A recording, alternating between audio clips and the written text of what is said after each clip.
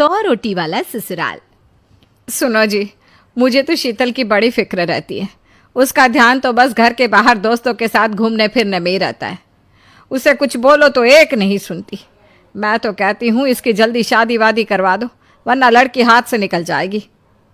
तुमसे ज़्यादा चिंता है मुझे शीतल की शादी की। कल ही वो रामपुर वाले मौसा जी को फ़ोन भी किया था।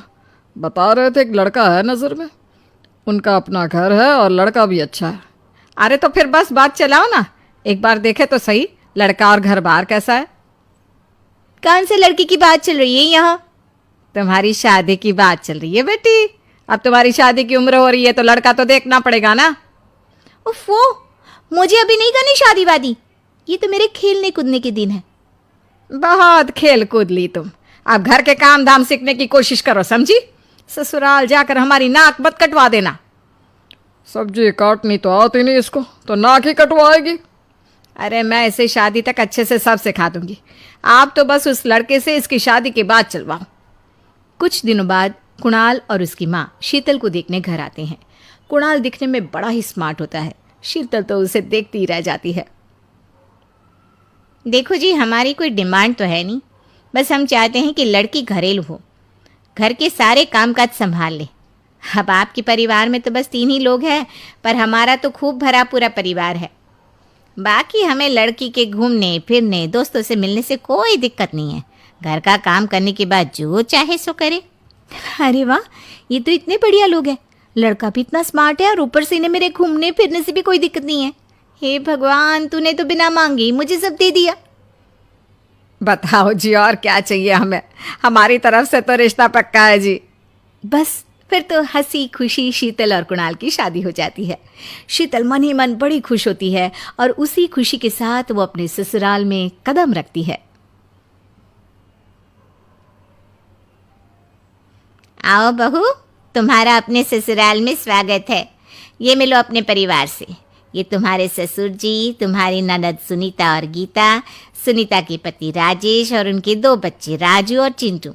ये ना हमारे साथ यहीं रहते हैं। ये तुम्हारी दादी सास हैं और बाकी लोग अभी बाहर गए हुए हैं। इतने सारे लोग, ये सब यहीं रहते हैं इस घर में? अरे अभी तो मेरे देवर देवरानी और उनके 3 बच्चे यहाँ नहीं है।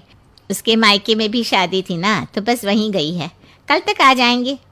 हे भगवान, ये घर है या धर्मशाला? ये सब एक साथ इस घर में कैसे रहते हैं? मुझे तो पता ही नहीं था इनका इतना बड़ा परिवार है।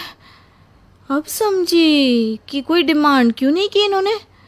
ये सब चाल चले मेरे साथ। अरे बहू, खड़े खड़े क्या सोच रही हो? चलो अपने कमरे में जाकर आराम करो। जी माँ जी। अगले दिन शीतल का ससुराल में पहला दिन होता है। शीतल रसोई में जाकर सबके लिए खीर बनाने लगती है। तभी उसके ननद सुनीता आती है। अरे वाह भाभी, आज क्या बना रही हो? बस दीदी, आज वो पहली रसोई है ना, तो खीर बना रही थी। अरे भाभी, ये खीर वीर रहने दो। घर में 4 लोगों को शुगर है और कुछ लोग मीठा ही नहीं खाते। आप ना सीधा खाना ही बना दो। क्या फ़र्क पड़ता है, मीठा बने या नमकीन? बस बहू के हाथ की पहली रसोई होनी चाहिए ना। जी दीदी, तो फिर मैं खाना ही बना देती हूँ। आप बता दो खाने में क्या बनेगा? बस सिंपल सी कोई सब्जी बना दो, जैसे आलू गोभी या आलू मटर, और उसके साथ रोटियां सेक दो। हमारे परिवार में अब तुम्हें मिलाकर पूरे 20 लोग हो गए हैं। 15 बड़े और 5 बच्चे। बड़ों की 6 और बच्चों की 2 के हिसाब से रोटी बना देना।